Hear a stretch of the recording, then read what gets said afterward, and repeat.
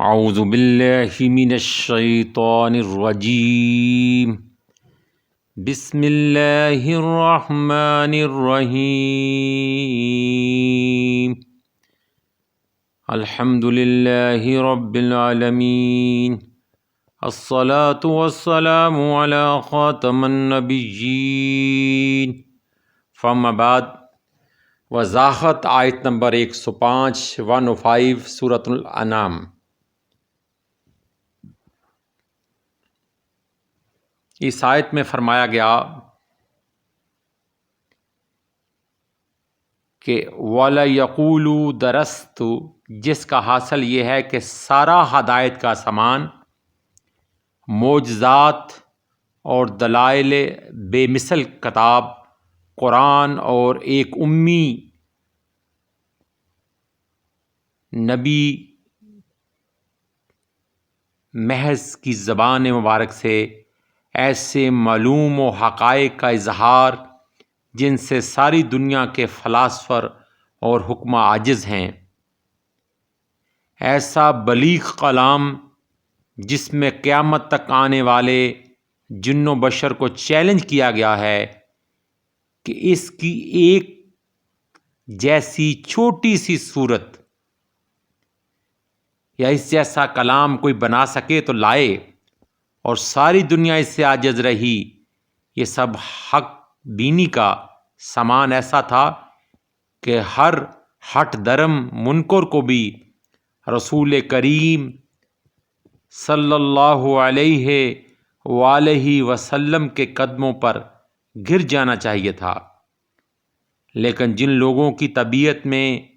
زیغ اور کجی تھی، جہالت تھی، وہ یہ کہنے لگے کہ درست یعنی علوم تو آپ نے کسی سے پڑھ لیے ہیں۔ تو اس کے مقابلے میں اللہ تعالیٰ فرماتا ہے کہ ہم نے مختلف مقامات پر مختلف قسم کی آیات قرآنی اور اپنی آیات یعنی نشانیاں،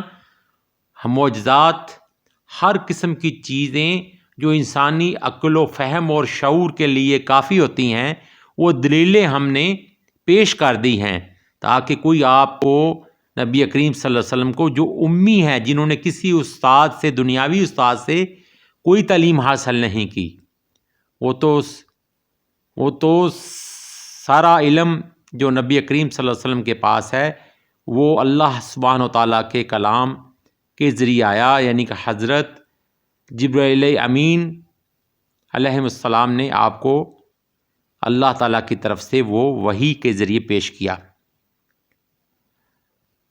اب یہ دیکھے بدقسمتی، دیکھے ان عقل کے اندھوں کو، ماروں کو، کہ انہیں یہ نہیں پتا کہ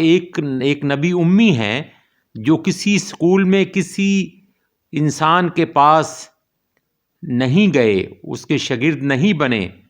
اور ان کے اندر بچپن کی ان کے حسائل کیا ہیں۔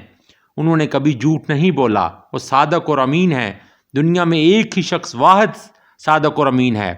نہ پہلے کبھی ہوا اور نہ کبھی بعد میں ہوگا۔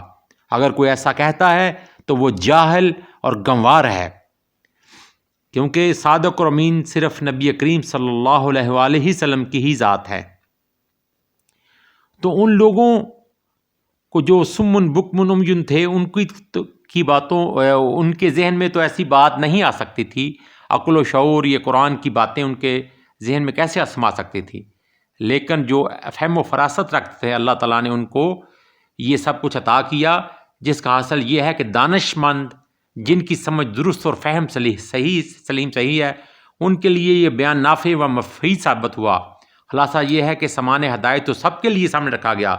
مگر کج فہموں نے اس سے فائدہ نہ اٹھایا، اور سلیم الفہم لوگوں کے اس کے ذریعے دنیا کے رہبر بن گئے۔ بے شک